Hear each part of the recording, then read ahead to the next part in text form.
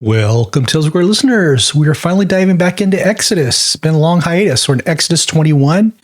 Last we were in Exodus 20, where we were dealing with the Decalogue, the Ten Commandments. And we're diving back into spiritual warfare in the Old Testament with the book of Exodus. One of my favorites here for learning the spiritual warfare off of. I am your host, Reverend Michael Norton. I am the M16 Bishop, broadcasting here from the M16 HQ. I'm the missionary at the microphone. I'm in charge of M16 Ministries, a 501c3. And most of you have been longtime listeners and familiar with my pedigree. I did Night Strike Homeless Ministry, Street Ministry, from 2006 to about 2016. I've done spiritual warfare ministry, exorcism, ritual abuse, counseling, spiritual counseling for hauntings, and demonic activity and possession since 2006 to present. I ran a miracles and warfare deliverance prayer ministry for some time at my local church. And I wrote some books, A Field Guide to Spiritual Warfare, A Field Guide to Advanced Spiritual Warfare, Cosmology and Demonology in Genesis 1 through 11. I've been a missionary in Ethiopia, Haiti, Cambodia, Vietnam. You name it, we've been there, man. It's just been some exciting life here, but I've kind of been shut down since COVID, because I refused to get that CRISPR injected in my arm here, so we'll have to see how things open up later on. But in the meantime, I seem to be reaching the world here with the microphone. That's why we're the missionary at the microphone now. I don't need an $800 plane ticket or $1,200 plane ticket to fly to Cambodia or wherever I'm going, because I seem to get people listening from all ends of the world, so that's been kind of cool. So our roadmap for today's show, episode 105. We'll start with a praise report. For some people are longtime listeners, I have been doing a praise report and contending for a miracle. Yeah, here we are almost back to a year again in June. We're still contending for a miracle for an individual that had some strange occult attack on this person. And we've done some prayer and things have gone kind of sideways, up and down and stuff since December. However, this person now seems to be exhibiting the ability to be able to talk for quite some time with other individuals, which wasn't shown before. But there's still a lot of warfare and all in between, but we're making progress forward. Like I said, this person's talking now, which is something we didn't have before. So that's where we are with the praise report and contending for miracles here.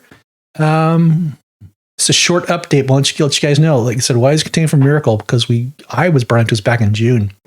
We're still praying for healing. I'm still in contact with the people, like get updates and stuff where we're at, what we need to pray for. So it's still going on. Yes. So let's dive into Exodus 21. It has seemed like it's been forever. Exodus 21, laws about slaves. This one's kind of the conundrum here. You know, we were just taking the Decalogue back in Exodus chapter 20, right? We were given the 10 Commandments. And those are handed down by God, and those all make sense, you know. Thou shalt not steal, thou shalt not put no gods before him. You know, thou shalt not take your Lord's name in vain, and, you know, on, right? No murder, don't desire your neighbor's wife, love your neighbor, all the good stuff's going down the line here. And all of a sudden, in Exodus 21, we dive into laws about slaves, which in our modern culture doesn't seem to make sense because weren't the Hebrews slaves? Why do they have slaves with them? What's going on here? Like I said, whenever we research this stuff, we encounter ambiguities. There's a huge ambiguity. And the biggest ambiguity is we don't know how to take this in context from about 6,000 years ago. Obviously, it was here. And the reason these chapter 21 exists,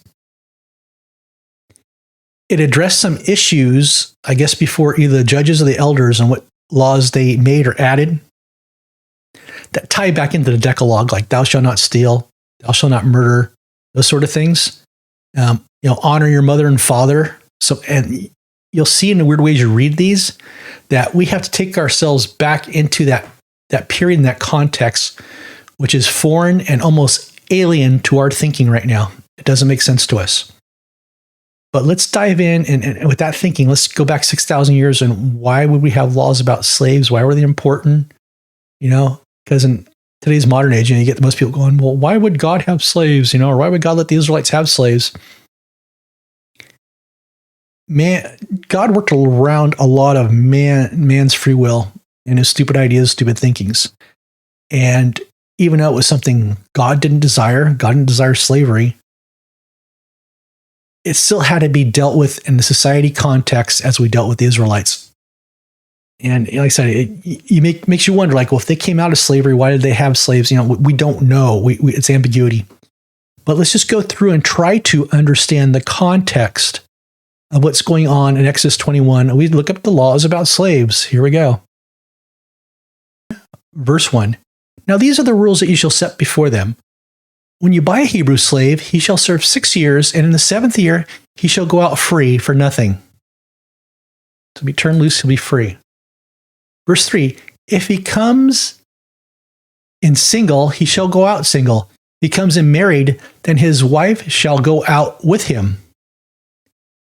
If his master gives him a wife, and she bears him a son or daughters, the wife and her children shall be masters, and he shall go out alone.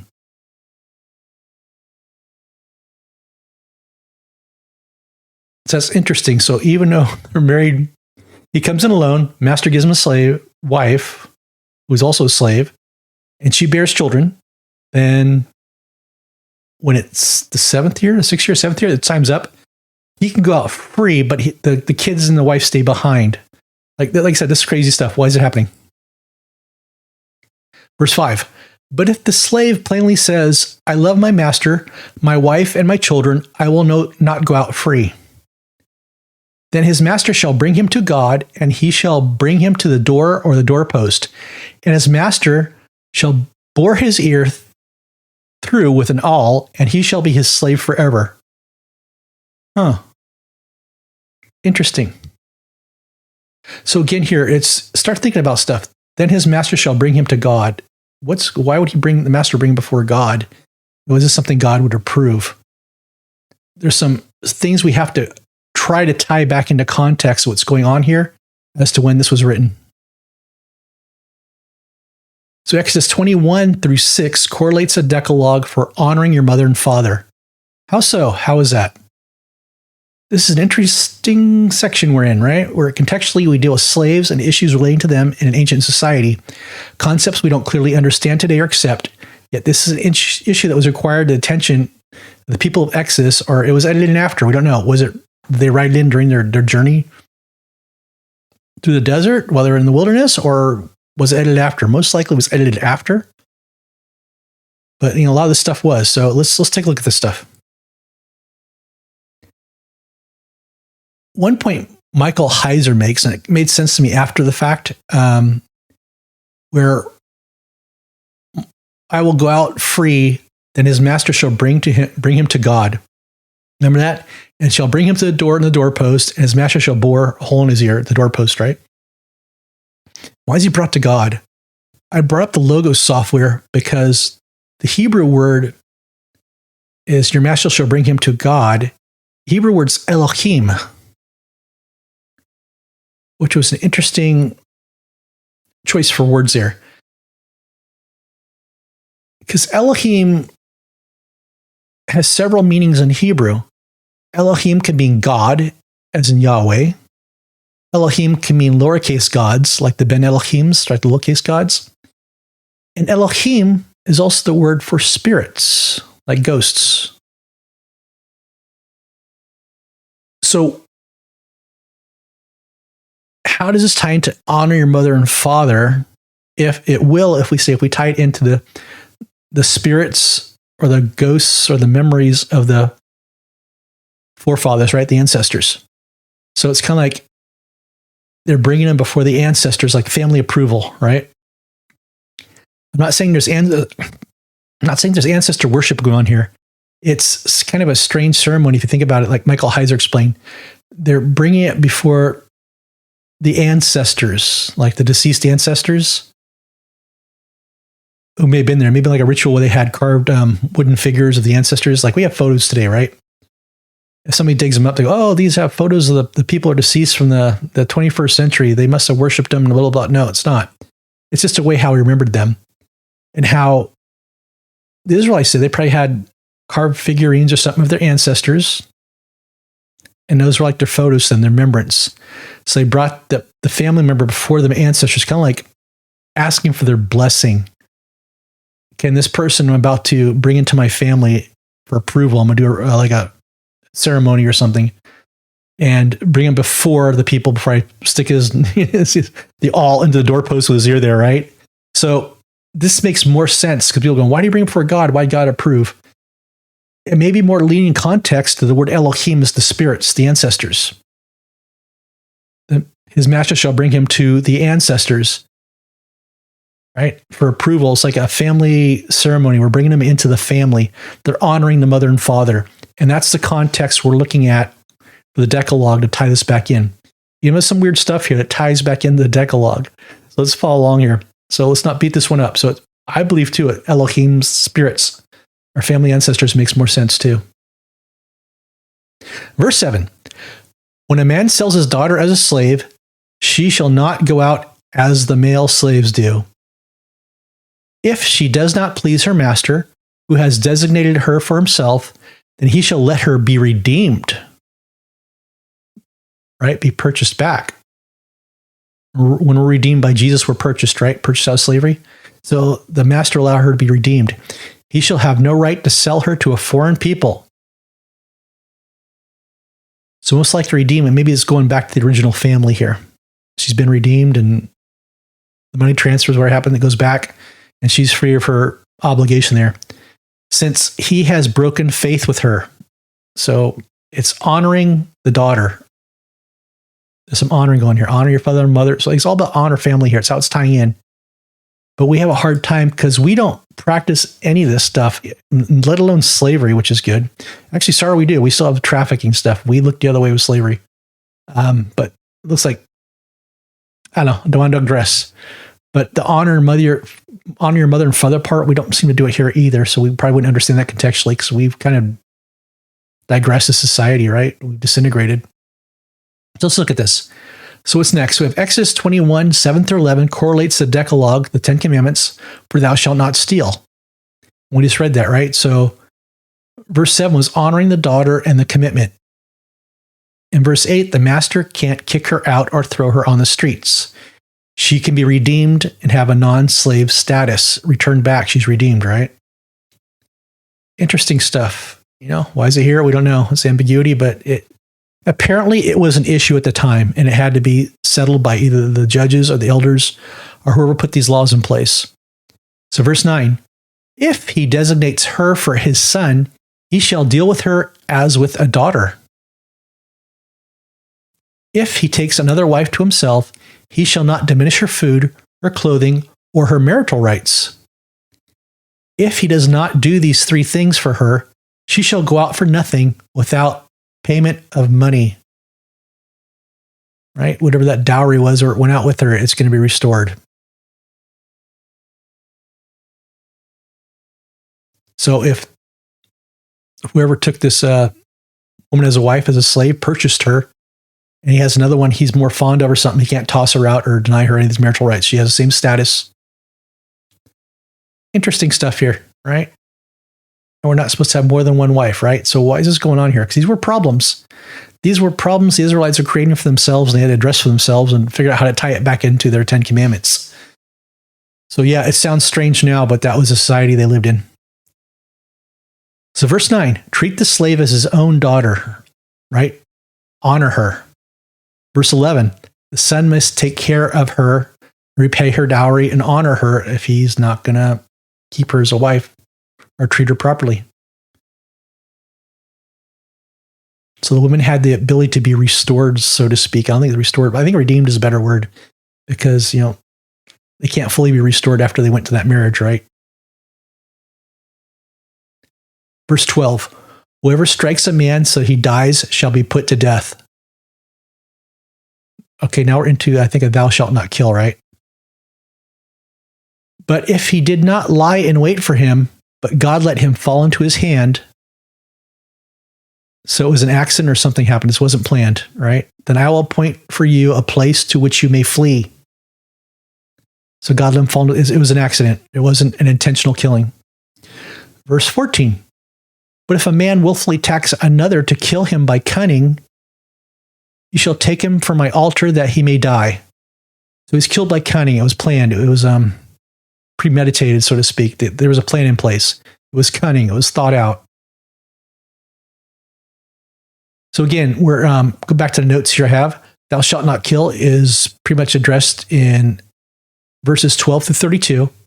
Well, as I mentioned earlier, verse 12 is about committing murder. Verse 13 was a death, an accident, or deliberate murder, right? He fell into, so he was deserving it. And verse 14, again, it was trickery, it's cunning or scheming involved in the murder. It was an intentional killing.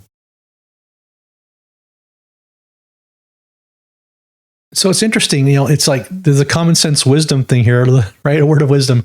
Oh yeah, this guy murdered this other guy. That's thou shalt not kill, right? Or is this, okay, so let's reason this out. Was there an accident? Was an accidental death? Does this person deserve to be put to death? Was it accidental? No. But again, I guess it's like OSHA, right? It's like you have to do not step on the top rung of the ladder. It's a common sense thing. For some reason, in place, but they had to put it in place, if that makes sense, right? These are the 6,000-year-old OSHA laws as they apply to the Decalogue, the 10 Commandments.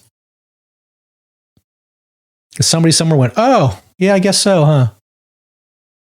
So verse 15, whoever strikes his father or mother shall be put to death. Whoever steals a man and sells him, and anyone found in possession of him shall be put to death.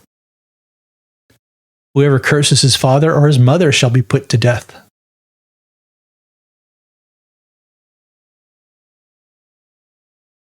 So that was interesting. Verse 16, was a person kidnapped? It's a mindset, commandments against murder, right? So let's go back to here. What does verse 16 say? Whoever steals a man, they're kidnapped, and sells him, shanghaied, and anyone found in possession of him shall be put to death. So there's no stealing of people, kidnapping him, shanghai him. So both the kidnapper and the buyer will be put to death.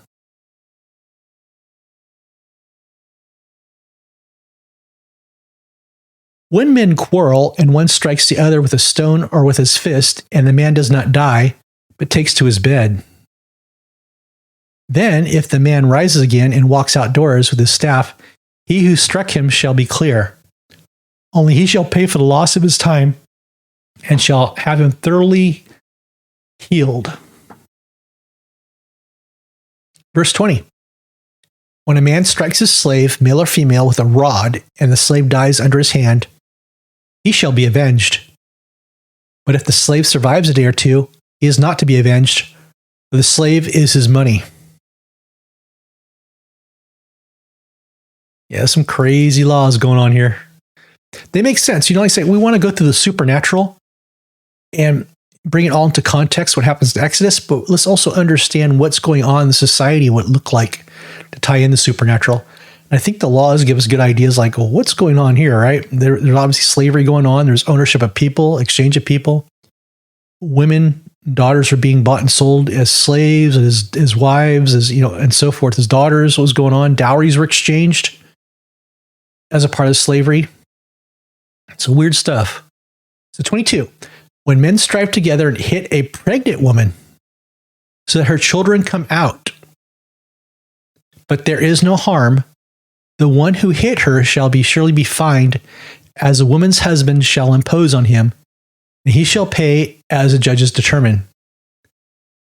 So I think if the woman struck, and whatever happens, sounds like that she was giving birth or something that caused the children to come out, but there is no harm.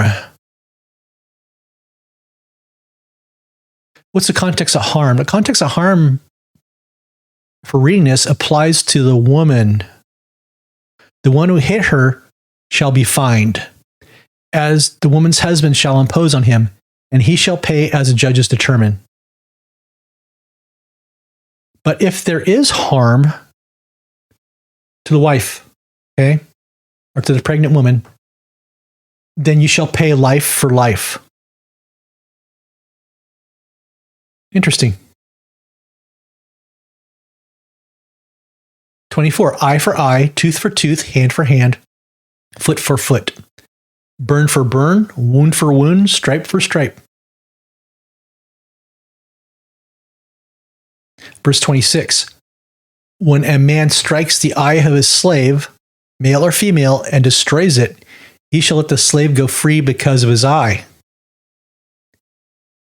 If he knocks out the tooth of his slave, male or female, he shall let the slave go free because of his tooth. So you can't bring harm or damage, looks like here, to the slaves, right? Can't be cruel to them, can't be beaten on them. Now we're changing direction here. We're going from slavery to oxes. Verse 28, when an ox gores a man or a woman to death, the ox shall be stoned, and its flesh shall not be eaten, but the owner of the ox shall not be liable.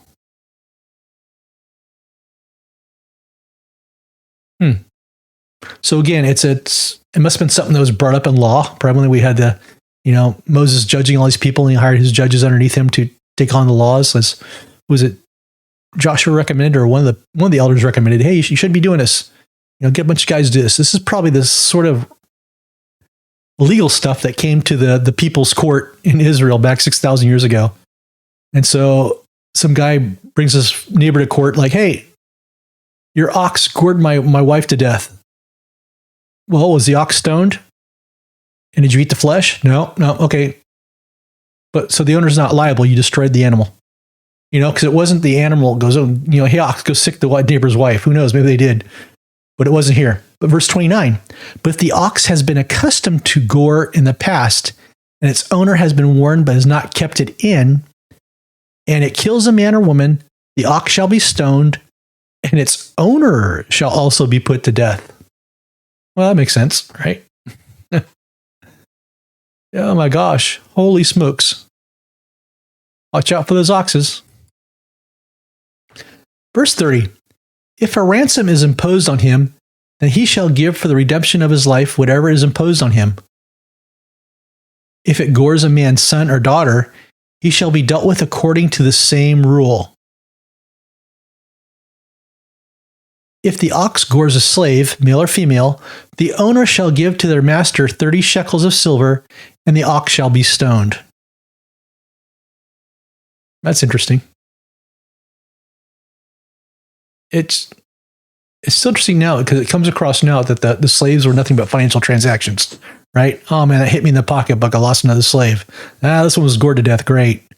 It just comes across that way. What was the mindset for these slaves? Or is it just back to the eye for an eye, or some sort of restitution in place that the owner paid for the slave? And that's the best we could do, right? Was it the pawn shop? Restitution for your 30 shekels for slaves, best we could do. That's probably what came up in the People's Court of Israel down here. Oh, laws about restitution. I thought we were in those. Okay. So verse 33, when a man opens a pit or a man digs a pit and does not cover it, and an ox or a donkey falls into it, the owner of the pit shall make restoration. He shall give money to its owner, and the dead beast shall be his.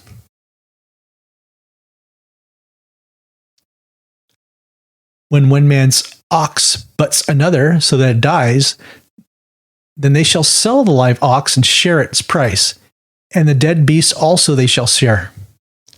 Or, if it is known that the ox has been accustomed to gore in the past, and its owner has been not kept it in, he shall pay ox for ox, and the dead beast shall be his.